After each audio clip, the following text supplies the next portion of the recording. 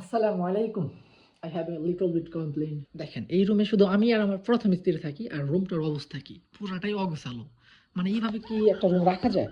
দেখেন এইটা একদম দরজার আউট একটা সাইড, এইখানেও মানে ময়লা করে রাখছে। প্লাস এটা আমার ডেস্ক, আমি এখানে কাজ করি। মানে এখানে এই চেয়ারটাতে বসার জায়গাও নাই, এরকম ময়লা করে রাখছে। দেখেন এই যে আমি যে একটু কাজ করব, আপনারাই বলেন এরকম থাকলে কি কাজ করা যায়? মানে একটু পরিষ্কার থাকবে, আমি যাতে কাজটা করতে পারি, একটু সব কিছু সাইডে রাখবে, তা না। এই দেখেন কি ছড়াই ছিটাই রাখছে, এগুলো এখানে কি এগুলো থাকার জায়গা?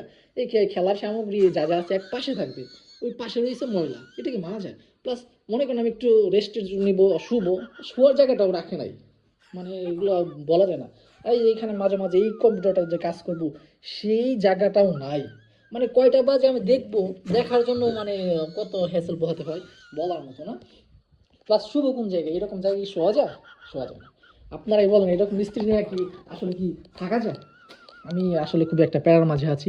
এগুলা কে পরিষ্কার করবে? না, একটু যে সোফায় বসবো সেইটাও নাই। মানে ময়লা দিয়া রেখে দিচ্ছে সব পুরো জায়গাটা। আহ, আমি আসলে আমি বলার ভাষা হারাই ফেলছি। আমি আশা করবো আমার সেকেন্ড ওয়াইফ এরকম হবে না ইনশাআল্লাহ। বাট আমি আসলে খুবই রেগে আছি আমার প্রথম স্ত্রীর বিরুদ্ধে। এরকম অগুছালো সব কিছু রাখলে হবে না, এগুলো সব কিছু গুছাই রাখতে হবে। ব্যাগটাকে এই জায়গায় রাখে গেও, আচ্ছা এগুলো আমি বাদ দিয়ে দিলাম যে আমি এখানে শুবো না, আপাতত হয়ে বিজি। এইখানে বসবো, এইখানে এগুলো কি রাখছে, এগুলো কি বসা যায়? যাই হোক, আজকে আমি আসলে খুবই অ্যাংরি মোডে আছি, কি কি করে ফেলি না ফেলি। আল্লাহ হাফেজ।